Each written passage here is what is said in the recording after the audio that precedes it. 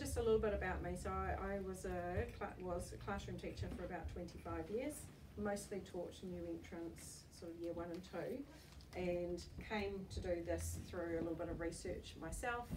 I wanted to work out why some students weren't learning to read, in particular with reading recovery. They just didn't seem to be holding their progress or keeping their progress. So that's where I did a little bit more investigating and found out actually that there was only one way to learn to read and we were doing it all wrong. So that's a little bit of background from me. So just a little bit of an outline of what I'm going to cover. I'm going to look a little bit at the history of learning to read, including the science of reading. There's one there, all good. An insight into how children learn to read and write. So we're going to take a little bit look at the brain, a little science lesson, tiny wee one, and why structured literacy is the platform or the approach that we use, and an introduction to the ideal approach at your school. So first of all, the history. So things have changed since we went to school, right? Since I went to school, none of you are that old. This is just a picture of what spelling and reading used to look like. So we did actually at some point in time have it right, although it was based on a theory, but we did actually have it right, and this was about 100 years ago. So we've come full cycle. It's taken 100 years. I know when I was a beginning teacher, my mentor teacher said to me, Marion, you know it's time to leave teaching when things start to come around in a cycle again. Well, I wasn't going to wait 100 years. But anyway, what can we see here? We can see that actually letters and sounds are a focus, in particular spelling, and we've got a spelling pattern there and some irregular words over here. So we're not too far off what we used to do a very long time ago. So when we look at the history of reading, it's really important to understand that in our history of teaching reading, not only in New Zealand actually, but worldwide, that all of these different approaches for teaching reading were based on people's theories. So this person had a theory that we learn to read best by doing it this way, and this person had a theory by doing it this way, and this person had a theory. And so the theories started back in the 1920s. I don't think there's much data before that, but reading was taught in a systematic way, and spelling was a focus. So reading was taught through spelling. And then in the 1940s, the whole language movement was born.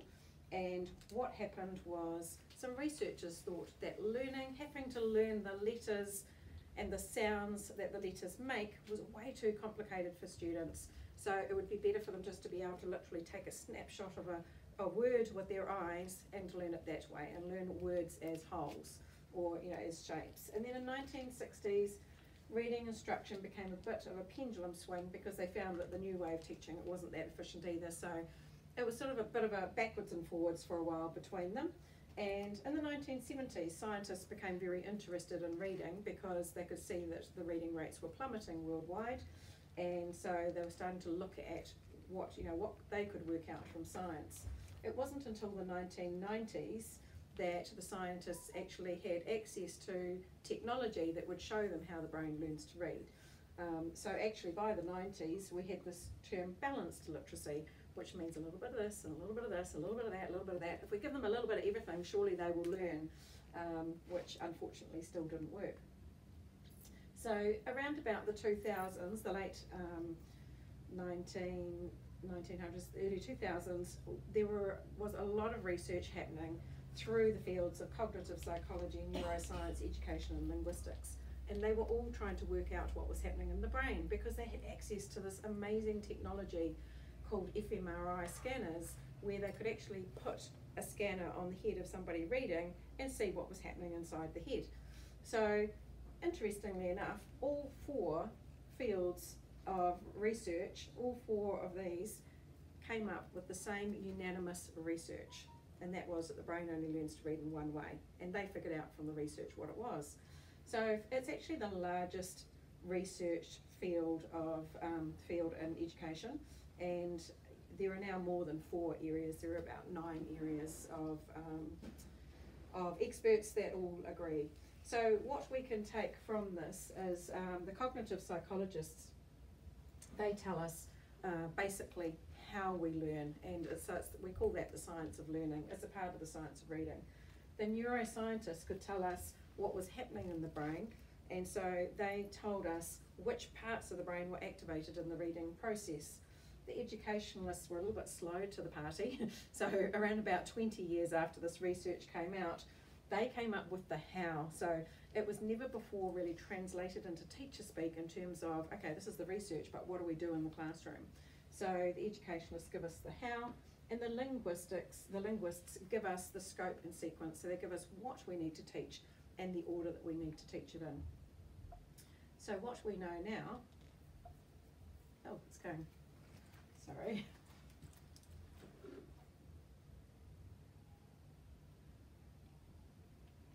Technology, eh? It's great when it works. So what we know now, okay, is that we know how the brain learns to read. We know that all brains learn to read the same way. They've disproven learning styles.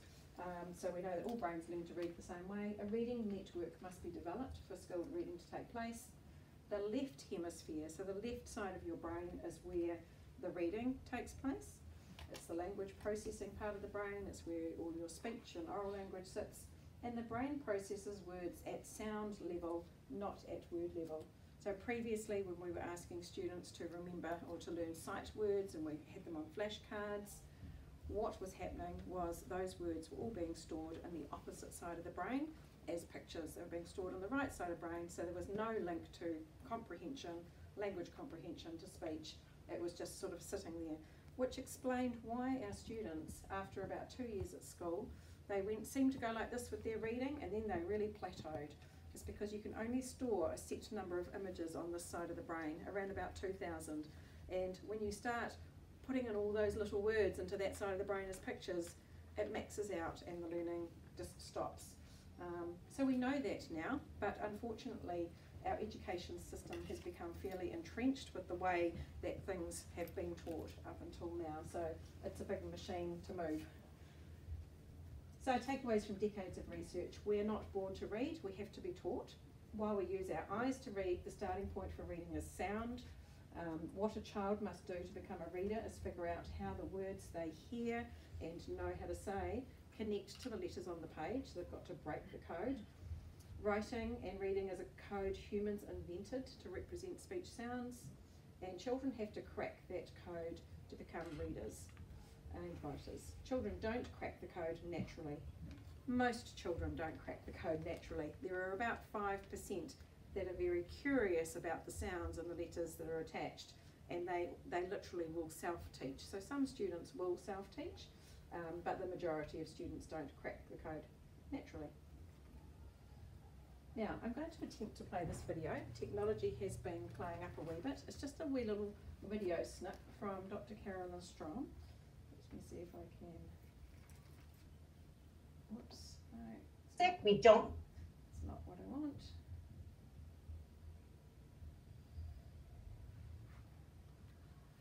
Excuse me while I had the video all snipped, ready to go, and then it didn't want to. Ideas that I think are important for practitioners, families, educators to know about the neuroscience before we dive into to some of the other content. So the first thing to know is that our students' brains come with visual regions for recognizing faces and objects, but not words. So this is a diagram, right? The yellow represents an area of our brain that responds to objects, and the red represents an area of our brain that responds to faces. And that's what we come wired for, to recognize objects and faces. Babies can recognize faces 3 or 4 months old, right? We're wired for this. And this is why we say skilled readers are made, not born, because we're not born with an area of our brain that responds to words, right? We're born with spoken language, we're born with areas that respond to faces and objects, but not words. As a child learns to read, we develop a whole new area of our brain that responds to words. And this is called the letterbox. Some scientists call it the visual word form area, but it allows skilled readers to recognize words without much effort. All of you have it if you're able to read. You did not have it when you were born, but you created a letterbox in your brain. And this area simply does not exist at birth or in non-readers, and it takes years to build. So I'm going to show you some scans from Dr. Stanislas Dehaene's work, a French neuroscientist. And he did these scans and saw a notice, right? In this 6-year-old non-reader, you see there's no green there. There's no letterbox. In a 6-year-old reader, there is a green area, which symbolizes the letterbox. And that is what differentiates a reading brain from a non-reading brain. The letterbox, which is a very specific area of our brain. You can feel it, well, sort of feel it. If you take your left hand and you put it in the back left corner of your brain, back there, that's the left occipital lobe. That's where the letterbox is in your brain, if you can read. So we see that a 6-year-old reader has the letterbox. A 6-year-old non-reader does not have the letterbox. In a 9-year-old dyslexic, we don't see the letterbox. In a 9-year-old reader, we do see the letterbox, right? So the big idea here is that a reading brain is very different than a non-reading brain, and we can actually see it in scans. We can see how the structure of the brain changes, mainly because if you can read, you have this letterbox area. I don't want to freak anyone out there. It does mention about, you know, a dyslexic student not having that letterbox. What they're meaning is it's so tiny, it's just not showing up on the screen on a scan. But the reality is for students who struggle with literacy, a lot of the time they're not forming that letterbox where they store the words. I love that it's called a letterbox. This is like the top scientist in the world with reading. He's French, he sounds very nice too. He calls it the letterbox. That's his technical term for it. That's where we store the words that we learn. So, like she said, that letterbox is not there. I'm really excited because Dr. Carolyn Strom is coming to New Zealand. We've got her coming out in August this year to talk. She's really good at putting things into terms that everybody understands, which is really cool. So let's just have a quick look at the brain. Oh, now my mouse is playing up. Goodness, it's going to be one of those technology days. Here we go. So if we have a look at the brain, this is the left hemisphere of the brain. So sitting on this side, and the area she was talking about, the letterbox, is this green bit over here. We call that the letterbox. It's like your bank for words. And as she said, it's not there, we're not born with it, it develops. We have to actually create that letterbox. That letterbox is created by lots of practice, so lots of repetition. And you know, I commonly see, read or see people saying, in terms of the new approach to reading, oh, but it's so boring for the children. They have to practice the same things over and over. I haven't actually seen a bored child yet. They do seem to like it, and they get that sense of achievement once they get there. But a key thing to remember is that, you know, for some of our students, they might store a word in the letterbox and say 2 to 5 exposures, 2 to 5 times seeing the word. For a dyslexic student, it could be up to 300 times that they have to see it before that word is stored there, which is why they can sound out a word on one page and it's still not coming up on the next page. It's not automatic for them.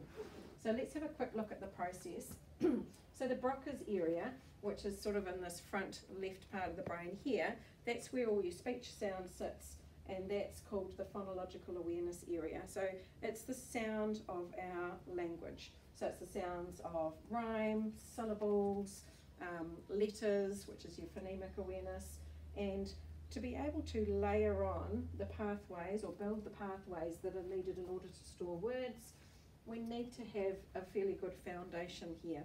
Unfortunately, so many of our early childhood centres don't teach any or don't do any phonological awareness anymore through no fault of their own. ERO doesn't like them doing any formal teaching. So often our students are now coming to school with this not sort of intact, and what I'm meaning by that is they can't hear the first sound in the word. So if I say cat, the first sound is? Yeah, first sound is. And then if I said to you, can you think of another word that begins with that sound? Yeah, you probably can, yeah. So that's phonological awareness. It's not looking at any letters or their sounds, it's purely fine-tuning our hearing to the sounds in our language. So this area here, when students come to school, we have to build that along with everything else, because we can't wait until that is completely built. We have to sort of build it all in tandem. So that is the first area. Then we have to build pathways where we are specifically teaching the students the sounds of the letters in English, and we have the graphic, so we call it the grapheme. It's the visual letters or cluster of letters that go with it.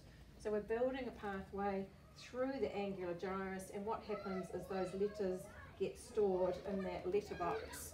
Okay, so letters initially get stored, and then letter strings and words and syllables. So we get this pathway going this way.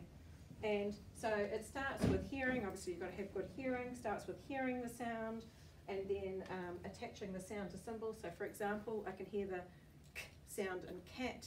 That was probably the wrong one to pick, but anyway, hear the k sound in cat. I need to be able to identify that that is the letter C, and which will be down here. So we're making these pathways here. We actually also have to build the pathways the other way. We have to be able to see the letter and recognise that it says the k sound. And so that's effectively spelling. What we know from the research is that if you teach a child to read a word, they don't automatically learn how to spell it. But if you teach a child to spell a word, they automatically learn to read it, which is why our approach is very dominant or heavy on the spelling side of things, because we know that that's going to make things a lot easier for them, and it's so much easier to learn it all together. I can see a few people nodding there. So sound, we hear the sounds, we have to attach them through the angular gyrus or the phonics chip to the sound. Oh, my arrows have gone back to front again, never mind. To the letter, sorry, over here. We have to make sure that the pathway goes both ways, which is why when the teachers are teaching their spelling and their reading, they get the children to decode, which is to read, they get them to write the word, so that's spelling it, and they get them to decode it again. So we're going like this across the pathway to make sure that we're making like a super fast highway in the brain there. So the other thing that we need in order to store words here is meaning. And so this is the Wernicke's area, the comprehension area in the brain. We don't generally store words in our brain if we don't know the meaning.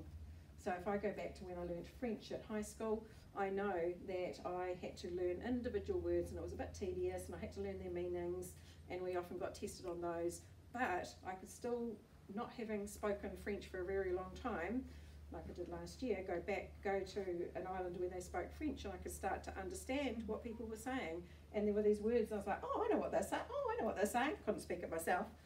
As opposed to when I learnt another language, it was all learning phrases and it was conversational, so learning phrases, but I never learnt the individual meanings for words, so that has dropped off and I've forgotten it. So this is what happens in the reading brain, and just a quick check, it all happens in which side? The left. Nice, you've got it. Okay, so the left side of the brain.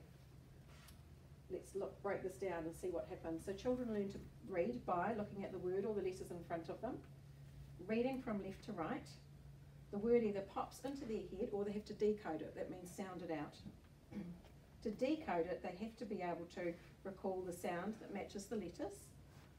They have to blend those sounds together to make the word. So for example, they have to go k, a, t, and then cat, and blend those sounds together. They have to attach meaning to the word and continue reading through the story, making meaning as they go. For multisyllabic words, which I'll demonstrate shortly, you have to know how to break the words up and where to break them up in order to read them. Our memory ability can impact this whole process. And I won't go into it today, but basically there's something called working memory. It's like that post-it note spot in your brain, piece of like it's like a sticky note bit in there, where you can hold information temporarily and then use it. And I often liken it to going to the supermarket. You pull up at the supermarket, you've lost your shopping list, and you go and you think, oh my goodness, what did I have? I had milk, bread, cheese, eggs. And so you're walking around the supermarket, what are you saying in your head? Milk, cheese, bread, eggs. And then you bump into someone you know. And what happens? They start chatting and suddenly your list has gone out of your head. That describes how fragile working memory is. So working memory is really, really important for us to be able to build these pathways in the brain. A word is going to come up on the screen next. I want you to not read it. So look at it, but try not to read it even in your head. You don't look at me, look at the word. That's cheating if you're not even looking at it. Okay, so what happens? The word just pops into your head, right? You can't suppress it. And that's the case. If you have learnt a word, like if it's truly learnt, it will always pop into your head. You will never know it one day and not the next. If you think, you know, your son or daughter has got it one day but not the next, it means they didn't have it to start with. So that word, even though it popped into your brain just like that, it's not memorised as a picture.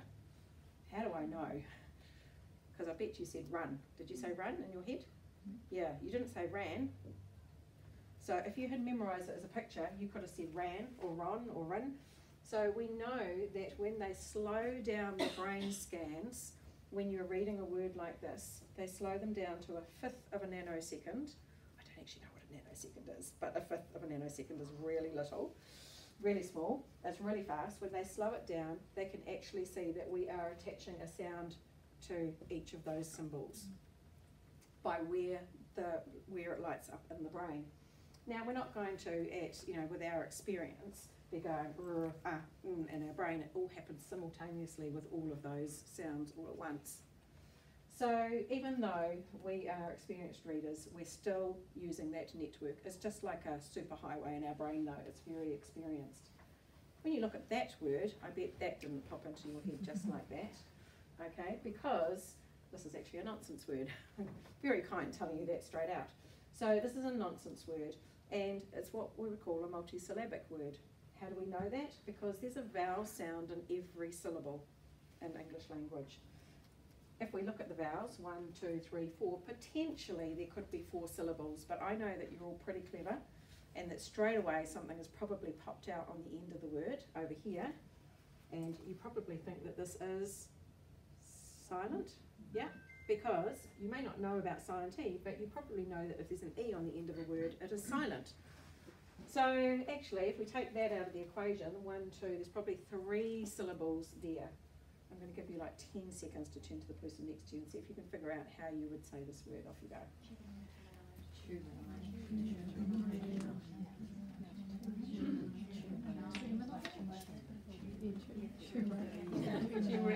Okay, so actually, there are probably about 5 different ways you can say this. We need to know about syllables in order to read this. So what I mean by syllables is, where do we break the syllables? So I heard quite a few people doing this, and they were breaking it after that. So if we break the syllable here, the U is making the long sound, because it's what we call an open syllable, and so it would say chew. So that would be one pronunciation. But what if I break it here? What does that then say? It says tum, because it's a closed syllable. It's going to make it short sound. And what if I break it there? That would say tume. It would be a silent E syllable. So potentially there are 3 syllable types in this word alone. Okay? So it could be tumanide, it could be tumanide, it could be tumnide, it could be tumenide. Like, there's so many different ways that you can say that. So we know that students need to know more than just learning the sounds. They need to know syllables as well. English has a deep orthography. What that means is that it's very complicated in plain language. If you compare it to the easiest language in the world, which is Finnish, okay, and our English is down here, it has, so in terms of syllabic structure, it is the most complicated language, and in terms of the orthography, it's the deepest. So English is the most complicated language to learn. And what do we hear frequently? Oh, in Finland they don't start school until 6 or 7, yeah. Well, they don't need to. Their language is so simple, and it's probably one of the most simple. I think there's another language there that's quite simple. So this is why we need to use a structured literacy approach.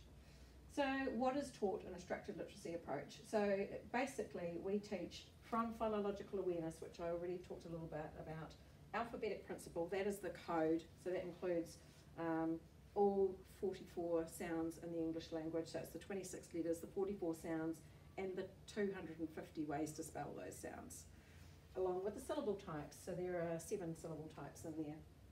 Traditionally, our focus was up here. Now we've just pulled it back down to here to make sure that we take the time to teach that. We use a scope and sequence. Now what that means is we have certain sounds and an order that we teach them in. So when your students first start school, you'll know that the first cluster was the vowels plus S, T, M, N, P, and we build on it. So it's cumulative. We're constantly revisiting what they've learnt and building on. And our data, so there are some quick assessments that are done which produces a graph, so it shows where students, where teachers need to focus. Luckily, if a student is dyslexic, the only approach that works for dyslexic students is the structured literacy approach. So we've got a gold standard here in terms of the approach that we're using. What works for a dyslexic student works for all, and it's not an approach that's just for dyslexic students, it is an approach for all students. The Ministry of Education in 2021 recognised that a change was needed in the approach that we were using based on the science and what the science was beginning to say. And so the first change they made, without educating the teachers, was to put out a series of books, because they knew that the old colour wheel books, they were specifically written for that look and guess type approach.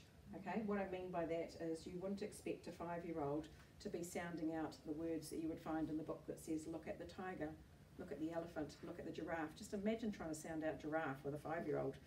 They were encouraged to look at the picture and guess. So what we know now is that word recognition, being able to sound out words, has taken the place of those early readers, and it takes about 2 years to get to the point where we go back into leveled texts, but we're not going to go back in at the pink at level 1, they come back in at around about level 15 or 16, and they tend to fly actually. It's pretty encouraging. So the types of books that students bring home, when they first start school, they probably won't bring home books for a little while because they have to learn that first cluster of sounds, but when they do start to bring books home, we call these decodable books. It means that every word can be sounded out, and it only has the sounds in that they have learnt so far. So you get these sorts of books that are coming home. They're learning to read, and they need these books while they're learning to read. When they have learnt to read, they flip into the traditional type of texts. We call those authentic texts. Some students, and I've put typically year 3, 4, they may switch over. Some may switch over in year 2, but around about the beginning of year 3 and some into year 4. We may find that some students in year 5 and 6 still need to use a decodable text to be successful with reading, and that is because they've potentially got a literacy difficulty happening in their brain. Maybe the wiring hasn't been as quick, maybe they haven't mapped those words. It doesn't mean that they don't get to learn from those books, it just means that they need some of this as well. So at your school, what you will see is teachers teaching spelling. They know that it isn't always caught. Direct, explicit teaching of spelling that follows the principles of reading that we have just looked at before in terms of phonological awareness and alphabetic principle. Teaching of letter formation, because we know that that is the biggest hindrance to writing. Teaching of spelling rules, because we know that that also helps reading. Teaching of syllable types, the use of a variety of decodable and authentic readers, and teachers are extending vocab. And teachers have been learners, because actually almost hardly any teachers ever learned this when they were at school, so we're literally having to learn it all ourselves. So one of the first things that we teach, but we keep on teaching, are the vowel sounds in English. We know that vowels are special because there's a vowel sound in every syllable, but they're also special because they've got 2 sounds. They've got their short sound and their long sound. The long sound is just the letter name, so it's pretty easy, and I'll just get you to read them through. So letter names, long sound, let's go. A, E, I, O, U. Nice. Now we're going to do the short sound, and I'm purposely going from this direction to break the R, E, E or U pattern. So the picture's here to help us. So up, the first sound in up is ah, so that'll be the sound. Let's go. Ah. O, E, A, I.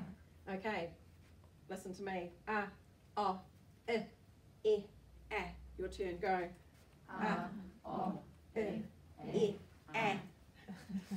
And the reason we've got that stuck in our brains is because from that silly little irregular word in the English language that mostly only Kiwis mispronounce, we say when we see that as a word. Most other countries in the world would either pronounce it as a or a. So yeah, that has really confused a lot of us for a very long time. So that's a sort of starting point. We need to learn those. We need to learn that where the vowel sits in a word will tell us whether it makes it short sound or long sound. So this one, like I mentioned before, that is trapped. We call that a closed syllable, so it makes it short sound. That one, there's nothing blocking it, so it makes its long sound E. So you've got men, so E, and you've got me, the E making E. Words are made up of syllables. So for example, in limbo, we tap syllables on our chest because that means that it's a good strategy for helping us when we're writing.